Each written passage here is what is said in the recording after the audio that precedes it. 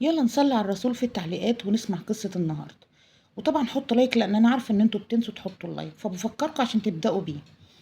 انا اسمي احمد. احمد شاب من اسرة ميسورة الحال. كان عنده 22 سنة. الشاب دون كان طول الوقت شغله بره مصر، بس كانت اسرته مستقرة جوه مصر، وكان بيروح ويجي زيارات. الشاب ده كان محترم جدا وعلى خلق. الشاب ده كان ونعمة شباب البلد، من حيث الأخلاق والاحترام والأدب. كانت كل البنات بتحلف بيه، ما فيهوش غلطة بمعنى أصح، والكمال لوجه الله.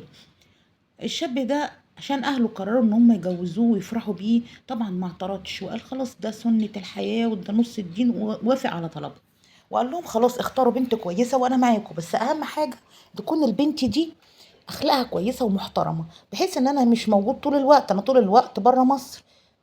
فعشان ابقى مطمن من يمتها وحاسس ان هي متدينه ومحترمه وهتقدر تصوني في غيابي وفي وجودي، اختاروا له بنت. وكانت من اسره اقل منهم ماديا، بس طبعا ما كانش يفرق معاه لان هو كان شاب محترم وكويس. اتجوزها، وكان بالنسبه لها حلم ان هي تطلع من المستوى اللي هي عايشه فيه لمستوى اعلى من اللي هي عايشه فيه، زي حلم اي بنت. اتجوزوا في مكان بعيد عن اهله، مسافة كبيرة، كانت تعتبر سفر بالنسبة لهم، بس الشقة اللي هي ريحتها واللي عجبتها هو المكان اللي هو خده لها. عدت الوقت واتجوز، وبعدها بشهر واتنين وتلاتة قرر يرجع عشان ينزل يشتغل تاني ويسافر.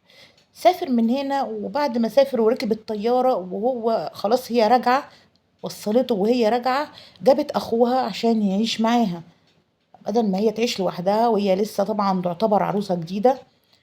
قالت لأ يعيش معايا عشان خاطر أنا دلوقتي ما قاعدة لوحدي والجيران والكلام ده، طبعا قعد معاها. كل ما جوزها كان بيجي جاي كان أخوها بيمشي.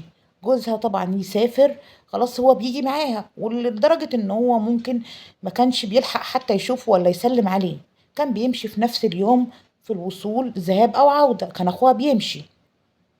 عدى الوقت، وعدى سنة واتنين، جابت طفل واتنين وتلاتة، وجوزها على ده الحال، رايح جاي طبعا من هنا لهنا وعايشين كويس ومفيش أي حاجة.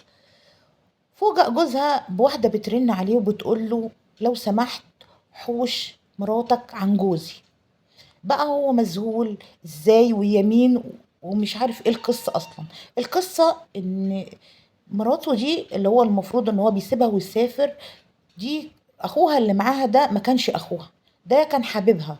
وكان لما بتودي جوزها المطار يركب الطيارة وتطمن ان هو مشي كانت بتجيبه. واول ما تحس ان هو خلاص كده اطمنت ان هو مشي، بيجي يقعد معاها الفترة دي كلها. وبالنسبة للجيران حواليها، اخوها امر طبيعي جدا ان هو يعيش معاها وقاعد معاه، وطبعا ان هما مش عارفين اي حد في اي حد، وفي حتة كويسة، فمحدش بيسأل حد انت رايح فين ولا جاي منين ولا بتعمل ايه. وصل بيها الجبروت ان هي حبت الراجل ده لدرجة اللي هو صاحبها ده، لدرجة ان هي حبت تخلف منه. حبت تخلف منه، ودي كانت فكرة شيطانية. مفيش عقل بشري غير يعني يقدر يستوعب ان الست دي تتقلب لشيطان كده ازاي. اما قررت تخلف منه، واستغفر الله العظيم، يعني دي علاقة من حرام. فطبعا حملت وبعتت لجوزها، جه استغلت له اي ظروف، انا تعبانه ومش قادره وتعبانه وتعالى ولازم تيجي. وفعلا جوزها نزل وقضى معاها اسبوعين ورجع تاني، بما ان هو واخد اذن من شغله وحاجات بسيطه ويرجع. وبعد ما بيوصل لمكانه او بلده بترجع تتصل عليه وتقول له انا حامل، فالامر بيمشي طبيعي جدا. عدى الموضوع ده اتكرر مره واتنين وتلاته، لدرجه ان العيال اللي موجودين كلهم مش عياله. وفي يوم عشقها ده او حبيبها، طبعا الراجل ده كان متجوز ست طبيعية جدا وعنده بيت وعيال تانيين. بالصدفة ان زوجته بتقلب في تليفونه في المحادثات، نسي التليفون مفتوح، فبتقلب لقت شات بينه وبينها في كل اسرارهم وفضايحهم. وصلت للشات ده عن طريق، وصلت لها ووصلت لجوزها وبلغته بكل اللي هي شافته على الشات وكل اللي قالت لقيته مراته عاملاه. والراجل فعلا بعتت له من هناك وخد بعضه من السفر ورجع جري. بقى راجع ومش عارف اللي دول اللي موجودين دول معاه ولاده ولا مش ولاده. قرر يعمل لهم تحليل دي ان ايه. وطبعا التحليلات النهارده ما فيهاش حد يعني مفيش حاجه فيها غلط، كل حاجه بتثبت بالتحاليل وطبعا الطب اللي وصلوا له. عمل التحليل لاولاده، وكان ساعتها معاه 4 اولاد. وهي كانت حامل في الخامس. عمل كل التحاليل، لقى التحاليل كلها ان مفيش ولا طفل من الاطفال دي ولاده. ودي كانت الكارثة اللي ما كانتش متوقعة، ان ازاي هي ممكن تعمل كده، وايه اللي يجبرها تعمل كده، وانا كويس معاها وموفر لها كل حاجة وكل سبل الراحة وكل اللي اي ست في الدنيا تتمناه. وقت ما بتقول انزل بنزل، وقت ما بتقول انا تعبانة بتلاقيني. طب انا عملت ايه استاهل عليه كل اللي هي عملته فيا؟ بعدها طبعا دور عليها وجابها بقى. يعني مش قادرة اقول لكم وممكن يكون عمل ايه. هو طبعا كسر عليها عفش الشقة، وهي راحت عملت له محضر في القسم، وانتهى بيهم المطاف انه احمد دخل السجن وضاع كل مستقبله.